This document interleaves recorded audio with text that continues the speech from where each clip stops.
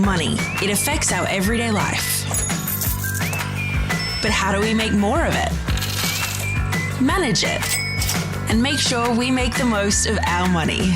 Welcome to Money Mindful, a podcast to teach and support you as you learn to manage your money.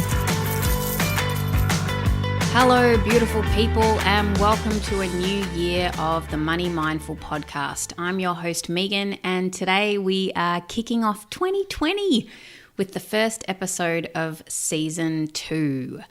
2020. How cool is that? I love just saying that. This year just feels like it's going to be such an incredible year.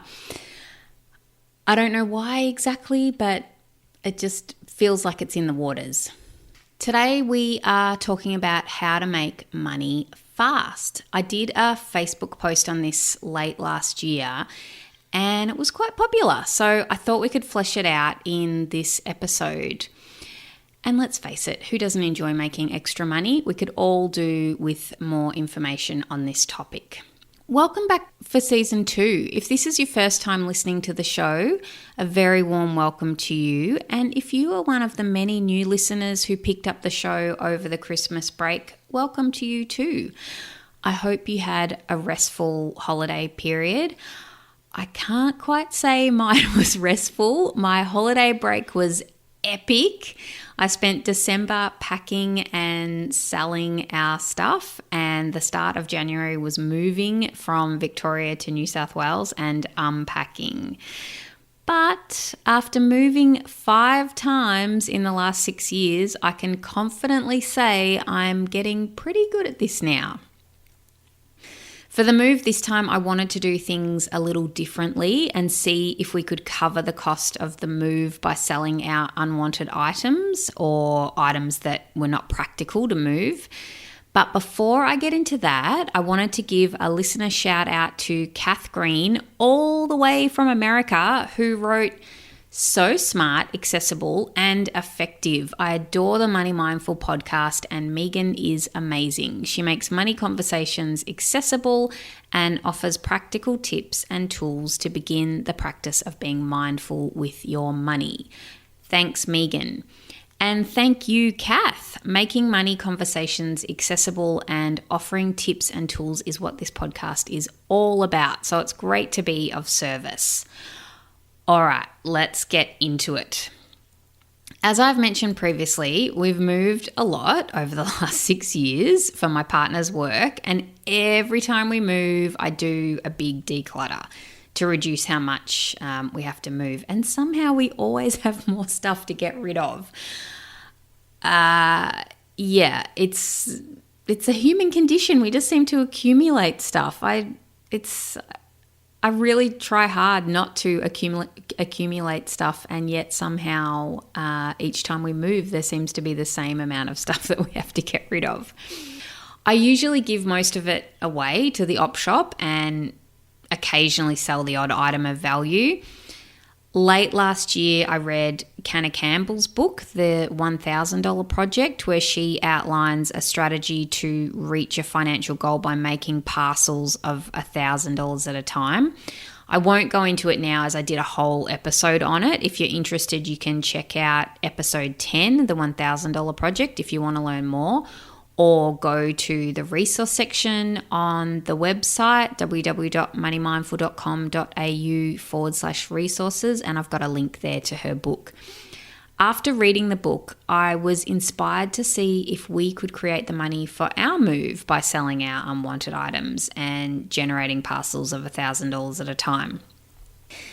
The approximate cost for the move was $5,000. I know. This included the removalist costs, so it was a bit more than we would usually pay because we're moving interstate. The exit clean that we did at the house, the agency break lease fees. Would you believe that we had just re-signed the lease on our rental in Melbourne when it was about 2 or 3 weeks later, Louis found out that he got the position here in New South Wales, and we had to break the lease after we'd signed it just a few weeks before. Yeah, so that $5,000 also covered the doubling up of the rents and the extra moving materials that you have to buy, boxes and the like, and flights for myself and my girls to fly up, and the petrol cost for Louis to drive up with Dasha, our dog. So a bit more than we would usually spend on moving house. $5,000. Yeah, I know, right? Moving is expensive and we do it so often. One day when we finally settle down, it will be great to have all that moving money for perhaps a yearly family holiday. I'd really much prefer to be spending my money that way. But we have no regrets. Louis has specific career goals and that required that we move. So we like our reasons for moving, even if they're expensive ones. We don't want to be the kind of family that doesn't go after our goals just because we have to experience a little discomfort, financial discomfort, and the discomfort of stepping outside of our safe and comfort zone bubble and moving to an unknown place are all part of the pathway to creating the results that we want in our life. So getting back to making money fast, this is what we did. We sold our stuff, and here's how. Step 1, decide your outcome. So what I mean by this is get really clear about the result you want. This is very helpful to keep you on track and connected to the purpose of why you're going to go to the effort to create the result you want. I mentioned in a previous episode that I usually give our stuff away because it's quicker and easier. There's no right or wrong way, but something to consider when getting rid of your things is what's more important, time or money. Selling things takes more time and effort. Taking things to an op shop is much more time efficient and less effort, but you don't make any money. In our case, we wanted the money. I had some time up my sleeve. We had 2 months before we were moving. And despite knowing it would be more work, I wanted to see how much we could create by selling our things and if we really could create enough to cover our moving expenses. I also decided that despite wanting to make money, the ultimate result was having less to move. So I was more focused on the selling of items rather than getting the exact value I thought the item was worth because I was motivated to get rid of the item. Our outcome was to reduce what we had to move and make money by selling as much of it as possible. Step 2, make a decision to make money. This next example may sound a little counterintuitive, but by making the decision to make money, you can focus on that rather than getting caught up in the details. For example, I had quite a few instances where I listed an item for a certain amount and then a potential buyer would come back with an amount below what I had listed it for. One example, I had a $200 dress listed on Facebook Marketplace that I'd worn once, and so I listed it for $30, but the buyer offered me $25. Now, the first place my brain went to is, are you serious? That's a $200 dress that's only been worn once? No way. But then I remembered the outcome that I wanted was to reduce my stuff to move and make some money along the way. I can quibble over $5, or I could just say yes and accept the money, which is what I did. And this made selling the items a much faster process as I made quick decisions that I wanted the items gone and the money came in very quickly. I also made clear terms that the items had to be picked up promptly and found by being clear and decisive, the whole process moved very quickly. Step 3, be open to receiving money. This is a bit of an interesting point and well worth mentioning. I listed a bike trailer for only $65 because I didn't think it would be that popular. You know, those bike trailers that the kids sit in, so you attach them to your bike and the adult rides the bike and the kids are in the trailer behind. Well, I was very wrong that I didn't think it was going to be popular. I had a gazillion messages about it. I had one woman in particular who was very keen, but I'd already said someone else could take it. But then the first buyer couldn't work out how to pick it up and was taking too long. So I offered it to the really keen woman. She offered me more money if I could drop it off. But I just said, oh, look, don't worry, that's fine. Just pick it up the next day. It turned out she didn't live far from my work. So I messaged her again and said that actually I probably could drop it off. And she was so pleased with this that she offered me even more money again. So she ended up paying me $90 for the trailer that I'd posted for $65. I'm sure there are many of you, and myself included, who in the past might have said no to the money and given it to her for the original amount. However, think about why. Would you have done it because you didn't think you deserved it or didn't want to feel greedy or that people might not agree? I almost went to say something, but I stopped myself because I realized that my intention was to reduce my things to move and make some money. And here was this woman offering me more money because it was of value to her for me to drop it off. And I asked myself, why would I say no to the money? Because think about it, so often we say no to money. This is something to be aware of. You actually need to be open to receiving money or you'll shoot yourself in the foot and say no to it and wonder why you're not making much, right? So this is the perfect example of a win-win situation. It was worth the value to the woman to pay more to get me to deliver it to her, and all I had to do was say yes. Step 5, don't people please at your own expense. So I was selling a vintage jacket that a couple of people messaged me about at the one time, but no one was really committing. And one guy wanted it but couldn't come for a few days to pick it up. And I explained that someone else was interested and he was like, don't worry, don't hold it on my account. But he'd let me know if he was available later to pick it up. In the meantime, another person said she'd get it but also couldn't come for a few days. And then without warning, the first guy messaged and said, hey, I'm in the area and I still want it. Now, I could have got all concerned about letting the other buyer down. However, I just made the decision to sell and go with first in, first serve. The guy came over and ended up buying another jacket I had. I had 2 vintage leather jackets up for sale. And this happened on another occasion as well where someone had said she wanted something that I posted, but then she didn't show up. And then she said she'd come at another time. Meanwhile, another buyer was very clear and direct and said she'd come on that day. And she too ended up buying other stuff we had for sale. She walked around our house because she'd just moved and she needed all this new stuff. And we ended up selling her our futon bed as well and a few other things. So on both occasions, I could have gone down a whole thought process of worrying about, what will the first buyer think if I turn them down?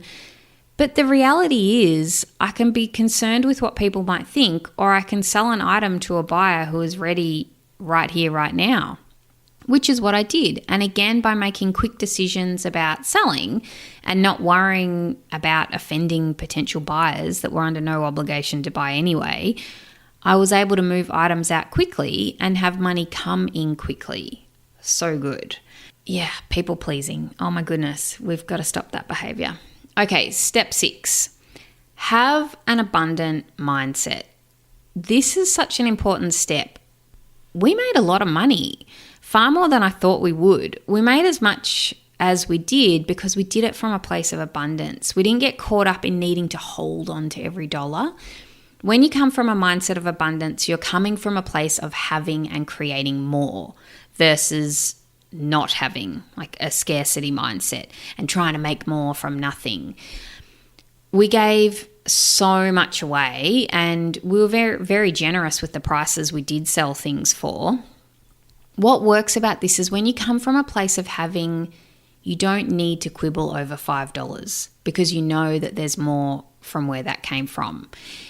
It's easy to say have an abundant mindset. In my experience, I've created this through being aware of my thoughts and then actually practicing the way I want to think to create an abundant mindset. This takes practice, and sometimes I catch myself going to a place of scarcity.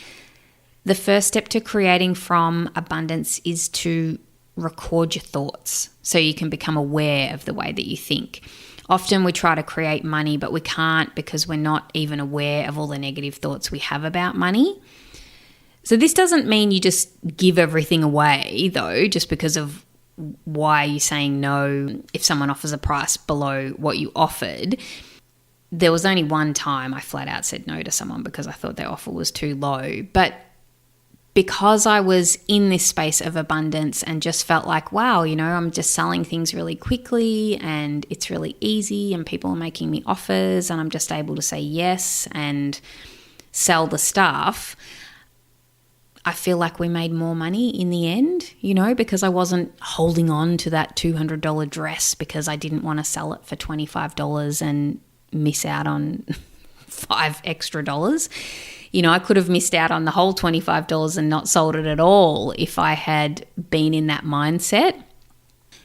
However, I'm not suggesting that you devalue yourself or your things. This is a circumstance where if we hadn't have sold the things, we would have just given them away. It's not like we were running a business where the value of something was a fixed price. So I don't want you to confuse it with that. Step 7, back yourself and your decisions. There's no right or wrong answer when it comes to selling your things and making money. There's no reason why you can't have a set price and be firm with that price. Just make sure you like your reasons.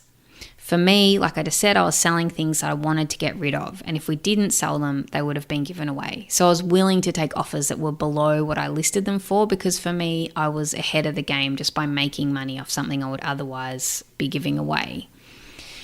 We sold our stuff on the Facebook Marketplace and on eBay. There are pros and cons for both. Facebook Marketplace is great because you can quickly list something and sell it straight away for no fees. The downside is that the buyer is not really under any obligation to buy, and for whatever reason, sometimes people just don't show. However, you are also not obligated to sell, and if someone's stuffing you around or can't come to collect the item, you can freely offer it to someone else. eBay is great for reaching a lot of buyers and tends to be much more reliable. The fees can start to add up though. Like I've paid, off the top of my head, I think around $190 worth of fees because they charge around 10%. Yeah, it's quite a lot. It's more than I remembered it being actually. But having said that, I wouldn't have been able to sell those items if not for eBay. So, the items that I was selling, my camera gear on eBay is not really the sort of stuff that you would sell on a buy, swap, sell site. I mean, maybe you could, but I just felt like eBay, it was more credible. Yeah, you got to pay for the service that you get, and eBay offers that value that you have to pay for. So I listed our household items on the buy, swap, sell sites, and I listed my professional camera gear on eBay. All up, as of when I'm recording this podcast, we made just under $4,300. So this is made up of a bit over $1,000 of sales on Facebook Marketplace. Louis made around $600 from eBay sales. And at the moment, I've got an auction that's just about to finish in an hour. So I don't know if the price is going to go up, but as it stands now, I've made about $2,600 from eBay sales, and I've still got another lens listed that should fetch between $200 and $300 when it sells. So we didn't quite make the $5,000 mark, but we got pretty close. In summary, next time we move, I will definitely go to the effort of selling our stuff because it was so well worth it. I just think back to all the other times we've moved and just given stuff away. Granted, this time we did sell some big ticket items, but wow, I was actually really surprised how much money we made. Originally, when I first started this, and we got the cost for the removalist, I thought our moving expenses were going to be about $3,500, but then when I actually added it all up and all the additional things, it worked out more closely to around $5,000. So I'm thrilled that we've made $4,300. I mean, that's money that we've now used to cover the expenses of moving and haven't had to take out of our savings, which is so fantastic. So I highly recommend and encourage you to have a go at selling your things if you need to make money fast. The best thing for me, apart from making the actual money, was really gaining awareness about my thoughts around making money and selling. It's so much easier to sell when you're in an abundant mindset. It's also totally possible to make more money outside of your actual job. You're not defined by the income you earn from a salary. It's not fixed, and totally possible to make money in alternative ways. And I really learnt that firsthand from doing this, because selling stuff is not something that I usually do. So that was a really great lesson to learn. If you want to make money fast, guys, sell your unwanted items. We sold so many things, and yet we still moved 30 cubic meters. What the heck? Oh my gosh. Household of 4 people. Stuff. Have a look for yourself around your own house. You might be pleasantly surprised how much money you can make by selling your unwanted items. So, it's been great to be back with you this week. I've actually really missed you guys over the Christmas break. To keep in touch and never miss an episode, be sure to join the Money Mindful email list by going to www.moneymindful.com.au/subscribe. I send out weekly emails to keep you up to date with all things Money Mindful. Until next time, have a great week. Bye-bye. Thanks for listening to the Money Mindful podcast. For more info, visit moneymindful.com.au. For future episodes, be sure to subscribe. And remember, the information in this podcast is of a general nature only and does not take into account your personal circumstances or goals. Please seek professional advice for your own financial needs. Remember to have fun along the way.